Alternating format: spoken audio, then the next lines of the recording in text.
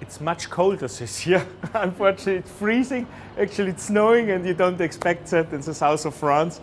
But that's the only negative thing. I think the general mood is quite good, much better than last year.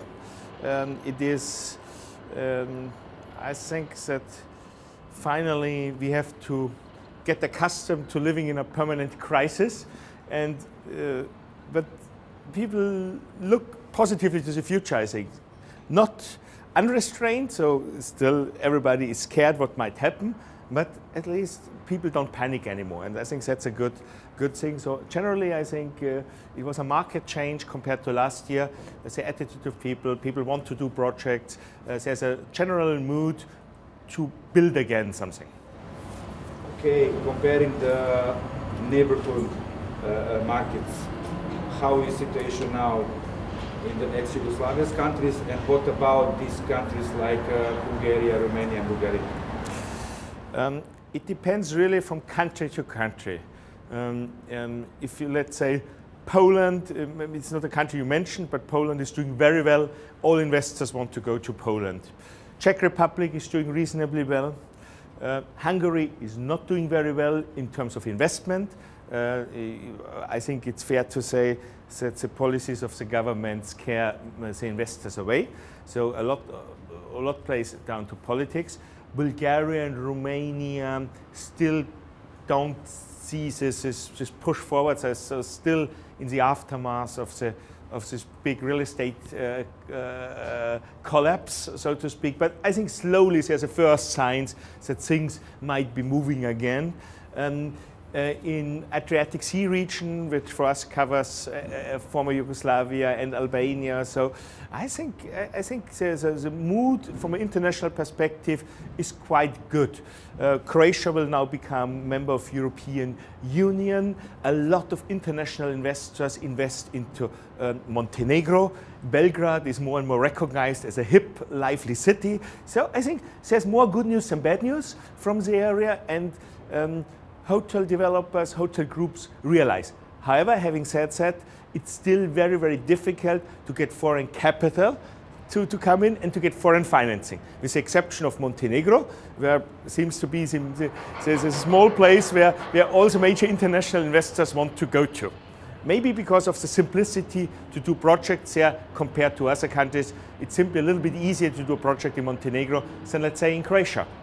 Okay, from where coming from the hotel development business? From which country you mean, or from? Generally, okay, for that reason about the region. From where coming the money from the investment in hotel development in the region? More and more from unusual sources. So we have investors, let's say in Montenegro, from Qatar, we have investors from Canada, we have investors from places here where you would not think money is coming from. We have some investors from Iraq, from all places. So it is not the classical Western European sources anymore. I think overall we will see more and more investment from former Soviet Union. I think Serbia is a good example for it, where there's a certain interest by Russian, Ukrainian, Kazakh investors. So I think there will be a competition in the end of influence and on investment between East and West. And then the Chinese will come in and the Arab countries will come in. But if you wait for investment, let's say from Germany or from France, probably you have to wait a long time. They're not really hungry for that. They have enough potential to do it at home, and so I think the likelihood to see major investments in the region is more from unusual sources, unusual players. But I think maybe that's also the opportunity. What Serbia already have, and what is the missing for the better hotel development business?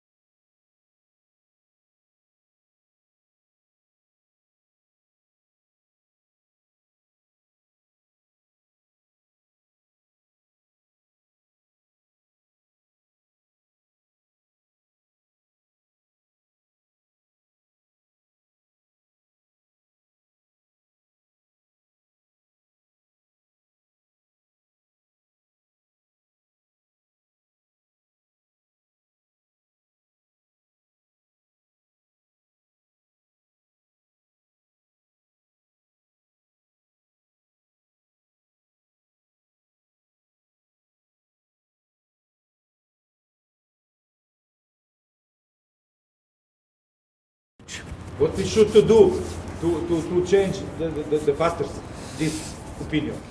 I think the key, one of the key issues are good flight connections.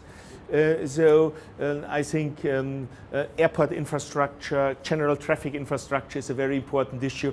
That could be assisted maybe, by having relatively low landing fees for airlines. So to get more cheap flights to Belgrade, it's a problem. It's not a lot of affordable flights.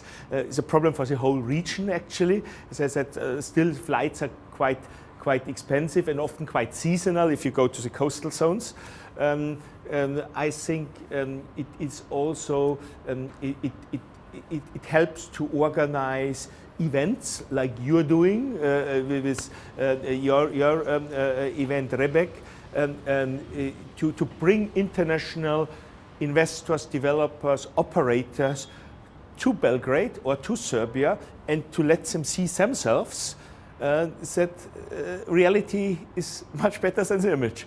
And I think a lot of these activities, fairs, conferences, congresses, fam trips for journalists, whatever it takes, bring people there. Once they are there, I think they will subscribe that it's great to be there. If not, you don't. We had for PKF, we had last year for the first time our management retreat where we have a strategic workshop in Serbia. We went to Novi Sad. And with two exceptions, for all our participants, it was their first time in Novi Sad. And they expected something totally different than what they got. They got a university town which is beautiful and which has great food and great nightlife. So really it was very, very a big surprise for people. So I think the key issue is bring people there. Make it affordable to go there, create reasons to go there, create festivals, events, concerts, conferences, whatever. Create some buzz about it and people will come. What about the Serbian mountains, lakes and spas? I think from a West European point of view, it's much too early to think of Serbia as a vacation destination. Maybe it can become a party destination a little bit, Belgrade, but to go there for mountain hiking or for skiing, for West European, this would not be the image you would associate with Serbia. I know it has beautiful nature, you have beautiful mountains, lakes, and even skiing, but this, I think, would much more appeal to the Serbian market and the East European market. That, I think, could be a very exciting proposition for somebody from Russia because of Cyrillic alphabet and mentality similar. So I think you have to focus, when you look at resort destinations, more to the regional demand and to East European demand and not to West European demand. So it would be unrealistic to expect a Frenchman to go on a skiing vacation to Serbia. I think this really would be a fast stretch.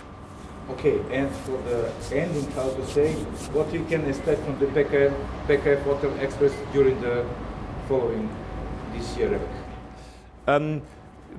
We have had a good cooperation the last couple of years and we hope to continue that.